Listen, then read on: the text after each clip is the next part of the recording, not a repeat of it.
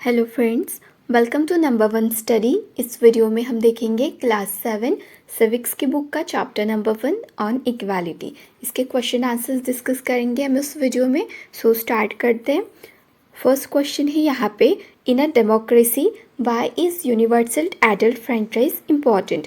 Question में आपको बोला है कि डेमोक्रेसी में यूनिवर्सल एडल्ट फ्रेंचाइज इम्पॉर्टेंट क्यों है। तो सबसे पहले यूनिवर्सल एडल्ट फ्रेंचाइज को समझते हैं। ठीक है, ये क्या होता है कि मतलब अगर कोई सिटीज़न, फॉर एग्जांपल कोई गर्ल या फिर बॉय हो, ठीक है, अगर वो 18 ईयर्स का हो जाता है, 18 प्लस का हो जाता है, मतलब 18 साल या फिर 18 साल से अबव का हो जाता है, तो उसको एक राइट मिलता है कि वो क्या कर सकता है, एक वोट दे सकता है। ठीक है, इलेक्शन में।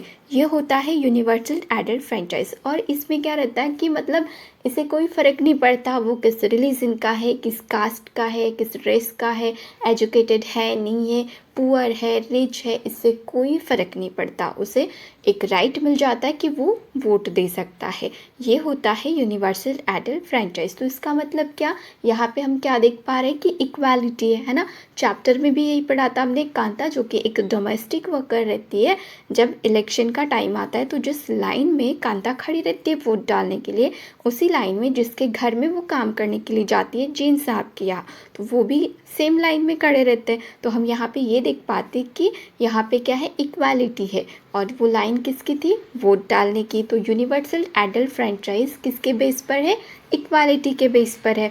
अब डेमोक्रेसी में ये क्यों इम्पॉर्टेंट है। डेमोक्रेसी क्या होती है, एक ऐसी सरकार, मतलब लोगों की सरकार रहती है। ठीक है, लोगों द्वारा, लोगों के लिए, और मतलब लोगों की सरकार रहती है वो। तो यहाँ पे इक्वालिटी होना ज़रूरी है ना। और इक्वालिटी किसका बेस है, यूनिवर्सल एडल्ट फ्रेंचाइज का। मतलब यहाँ पे लोगों के लिए काम किया जाता है, लोगों के द्वारा काम होता है डेमोक्रेसी में। तो फिर हर एक पर्सन को ये भी तो राइट मिलना चाहिए ना कि वो अपने मनपसंद रिप्रेजेंटेटिव को क्या करे, चुने, है ना। तो ये इसीलिए यूनिवर्सल एडल्ट फ्रेंचाइज जो है वो इम्पॉर्टेंट हो जाता है डेमोक्रेसी में। अब इसका आंसर कैसे लिखेंगे, universal adult franchise is important because of the following reason. क्यों इम्पॉर्टेंट है, तो ये इतने रीज़न है यहाँ पे। फर्स्ट क्या है, it is based on the idea of equality, क्योंकि यूनिवर्सल एडल्ट फ्रेंचाइज इक्वालिटी के बेसिस पर है, राइट। अब देखो आगे, इट मीन्स दैट, इसका मीनिंग क्या होता है, ऑल द सिटीजन, सभी नागरिक, that is those who are 18 years and above, मतलब जो 18 साल के या फिर 18 से ज़्यादा, have the right to vote respective of their socio economic background. मतलब उनको एक राइट मिल जाता है कि वो वोट दे सकते हैं। फिर से कोई फ़र्क नहीं पड़ता उनका सोशियो इकोनॉमिक बैकग्राउंड क्या है, मतलब किस रिलीजन से है, किस कास्ट से है, इकोनॉमिक कंडीशन कैसी है उनकी, एजुकेटेड है नहीं है, रिच पुअर, कोई फ़र्क नहीं पड़ता। ये होता है universal adult franchise. Universal adult franchise is an important aspect of democracy. और ये इंपॉर्टेंट है डेमोक्रेसी में, क्यों, क्योंकि डेमोक्रेसी क्या है, democracy is a government of the people, by the people and for the people.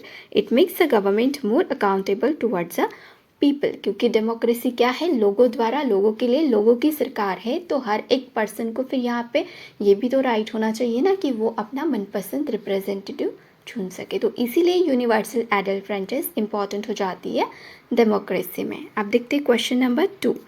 Question number 2 में बोला है, read the box on article 15 and state 2 ways in which this article addresses inequality. अब आपकी text book में जो box है ना, article 15, article 15 से याद आई एक फिल्म है ना आयुष्मान खुराना की, आर्टिकल 15। तो वहाँ पे क्या आपको, मतलब जो इनइक्वालिटी है इसको एड्रेस किया है। मतलब कैसे कि इनइक्वालिटी को कम करना या फिर इक्वालिटी को मिटाना, हटाना। तो कैसे बताया है आर्टिकल 15 में, दो तरीक़ों से, ये आपको यहाँ पे बताना है। तो देखो, article 15 states 2 ways to addresses inequality. अब दो तरीके हैं इनइक्वालिटी भगाने के। देखो, फर्स्ट क्या है, a citizen should not be discriminated on the basis of religion, race, caste, sex, place of birth or any of them and can have full access to shops, public restaurants, hotels and places of public entertainment। अब देखो, article 15 में inequality को भगाने के लिए क्या बताया कि हर एक मतलब जो सिटीज़न है उसको डिस्क्रिमिनेट नहीं करना चाहिए, उसके किसके बेसिस पर, रिलीजन और कास्ट के बेसिस पर, सिर्फ रिलीजन कास्ट नहीं, तो इसमें देखो क्या क्या आते हैं, race, caste, sex, place of birth और एनी ऑफ देम, इनमें से कुछ भी हो, किसी भी बेसिस पर किसी पर्सन को डिस्क्रिमिनेट मतलब बुरा व्यवहार नहीं करना है उनके साथ, उनका अपमान हमें नहीं करना चाहिए। और देखो वे लोग क्या कर सकते हैं, इन सभी चीज़ों का है ना मतलब उपभोग ले सकते हैं, जैसे कि शॉप्स हो गया, public restaurant, hotels and places of public entertainment, इन सभी इसको यूज़ कर सकते हैं। ठीक है, सभी लोग, किसी को भी मतलब मना नहीं करना है।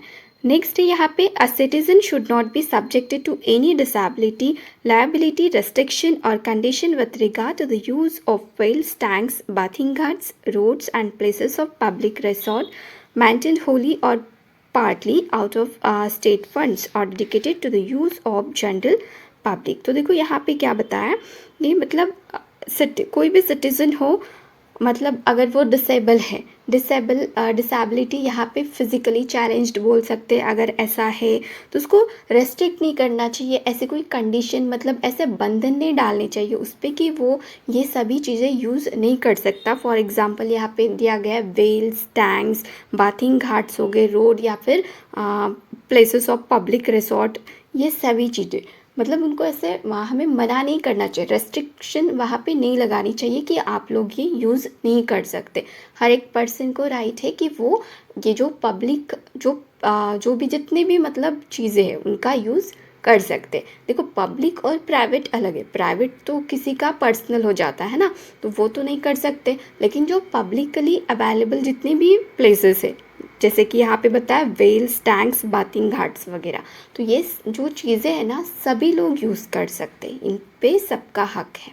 ठीक है, तो ये बताया आर्टिकल 15 में। तो इससे क्या हो जाता है, जो इनइक्वालिटी है वो कम हो जाती है, या फिर इसके थ्रू क्या कर सकते हैं, इनइक्वालिटी को भगा भी सकते हैं। राइट, अब देखते हैं question number 3। In what ways was Om Prakash Valmiki's experience similar to that of the Ansaris. Om Prakash Valmiki और अंसारीज की स्टोरी पढ़ी थी हमने चैप्टर में, तो हमें बताना है कि किस तरीके से दोनों की जो स्टोरी है ना वो सिमिलर है। तो देखो हमने ये पढ़ा था ओम प्रकाश वाल्मीकि के इसमें कि उनको कास्ट के बेसिस पर डिस्क्रिमिनेट किया गया था। ठीक है, उनके साथ बुरा व्यवहार किया गया था, और अंसारी के साथ रिलीजन के बेस पर। ठीक है, तो वही रीज़न बताएंगे हम यहाँ पे। Om Prakash Valmiki's experience was similar to that of Ansaris in the following ways. तो देखो फर्स्ट क्या है, Om Prakash Valmiki was not allowed to sit with other student on the desk और मैट्स। ओम प्रकाश वाल्मीकि को बिल्कुल भी अलाउ नहीं किया गया था कि वो बाकी बच्चों के साथ एक साथ बैठे या फिर मैट पे बैठे, ठीक है, या फिर डेस्क पर बैठे, तो बिल्कुल भी अलाउ नहीं किया गया था उनको। Ansaris were not given apartment on rent in the locality of the people belonging to the Hindu religion. अब देखो जो अंसारी थे उनको भी अपार्टमेंट नहीं मिल रहे थे रेंट पर। ठीक है, मतलब पैसे देने के लिए तो रेडी थे, उनके पास पैसे भी थे, लेकिन मतलब जो हिंदू रिलीजन वाले लोग थे ना, इसको बिलोंग करने वाले हिंदू रिलीजन को बोल सकते हैं। राइट, तो ये लोग क्या क्या कर रहे थे कि जो अंसारी इनका नाम सुनते ही इनको मना कर रहे थे, एक्सक्यूजेस बताते थे कि ये है वो है, हम लोग आपको अपार्टमेंट रेंट पर नहीं दे सकते। तो ऐसा किया गया था इनके साथ। तो दोनों के केस में क्या है, Om Prakash Valmiki was discriminated against on the basis of caste. Om Prakash Valmiki को डिस्क्रिमिनेट किया गया था किसके बेसिस पर, कास्ट के बेसिस पर, while Ansaris were discriminated against on the basis of religion.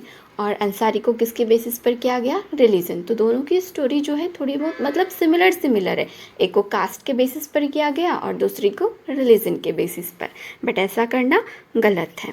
अब देखते हैं question number 4। What do you understand by the term all persons are equal before the law? Why do you think it is important in a democracy? अब देखो question में क्या पूछा है आपको, कि मतलब ये जो टर्म है all persons are equal before the law, मतलब सभी जो पर्सन हैं वो लॉ के सामने कैसे इक्वल है, कानून के सामने इक्वल है। इससे आपको क्या समझ में आता है और आपको क्यों ऐसा लगता है, क्यों ऐसा आप सोचते हो कि डेमोक्रेसी में ये जो लॉ है ये इम्पॉर्टेंट है। ठीक है, क्योंकि अभी हमने पढ़ा डेमोक्रेसी क्या होती है, लोगों द्वारा लोगों के लिए लोगों की सरकार होती है। राइट, तो यहाँ पे सभी पर्सन फिर इक्वल भी तो होने चाहिए ना कानून की नज़र में, तो इसीलिए डेमोक्रेसी में all persons are equal before the law, ये जो टर्म है ये इम्पॉर्टेंट है। ठीक है, डेमोक्रेसी में। अब इससे हमें क्या समझ में आता है, देखो, by the term all persons are equal before the law we understand equality. इससे हमें तो इक्वालिटी मतलब देखने को मिलती है कि सभी क्या हो जाएंगे, फिर इक्वल हो जाएंगे, है ना। Equality is important in a democracy because democracy is the government of the people, by the people and for the people.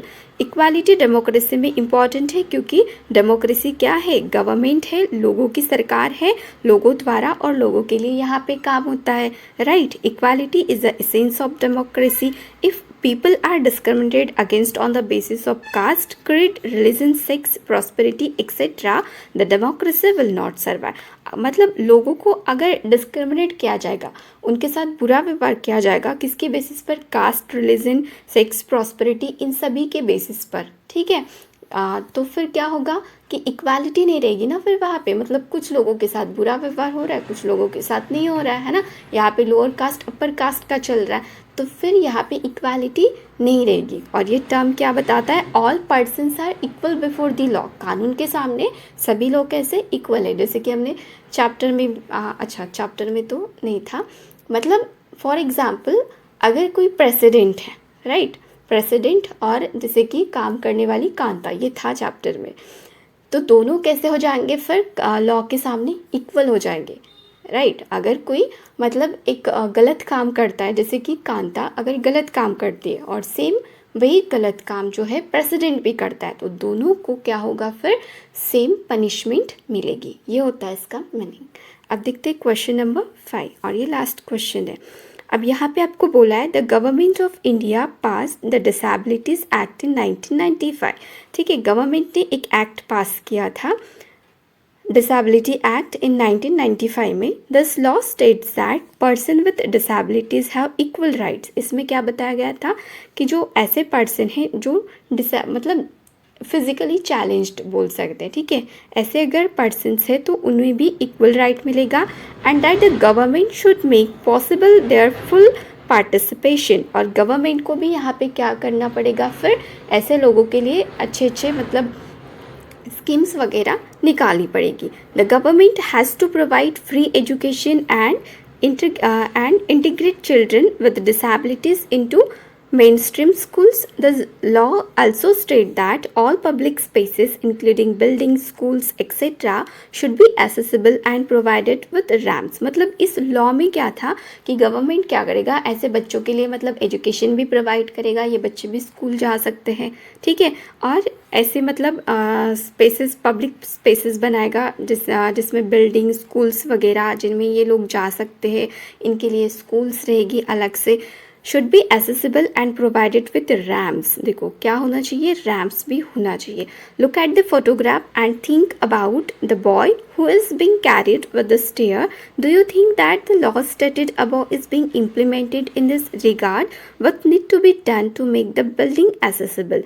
अब इस फोटोग्राफ में देखो, इसमें क्या है ना कि एक बच्चा है व्हील चेयर पर बैठा हुआ और उसको देखो 4 लोग पकड़ के लेके जा रहे हैं, और यहाँ पे जो है ना स्टेयर्स है, राइट। तो अब लॉ में क्या बताया कि गवर्नमेंट क्या करेगा, इनके लिए रैम्प्स बनवाएगा जहाँ से ये इजीली जा सकते हैं और किसी की भी ज़रूरत नहीं रहेगी फिर ऐसे लोगों को। तो क्या आपको लगता है यहाँ पे ये जो लॉ है वो मतलब इम्प्लीमेंटेड हुआ है? ऐसा तो नहीं लग रहा है क्योंकि यहाँ पे रैम्प नहीं है। तो भी देखो इसका आंसर कैसे लिखेंगे, it is evident that the boy in photograph is disabled. अब इस ये जो फोटोग्राफ है, तो यहाँ पे जो लड़का दिखाया गया है, ये जो बॉय है, ये कैसा है, डिसेबल्ड है, चल नहीं सकता। As per the disabilities act 1995 the building should have been accessible to him but the law is not being enforced here. मतलब लॉ तो मतलब पास करवा दिया कि ऐसा ऐसा करना है, बट यहाँ पे इम्प्लीमेंट उसको नहीं किया गया। In fact it can be quite dangerous for him, और इसके लिए मतलब ये डेंजरस भी हो सकता है, to be carried down by the security guards. To remedy the situation, the government can build a ramp along the stairs of every building. In this way, those with physical disabilities can have easy accessibility. अब देखो यहाँ पे मतलब क्या बोला है कि ये जो लड़का है, ठीक है, ये फिजिकली चैलेंज्ड है, चल नहीं सकता। अब इसको यहाँ पे क्या लग रहा है कि मतलब कोई हमेशा ये क्या रहेगा, दूसरों पे डिपेंडेंट रहेगा, मतलब खुद से नहीं जा सकता।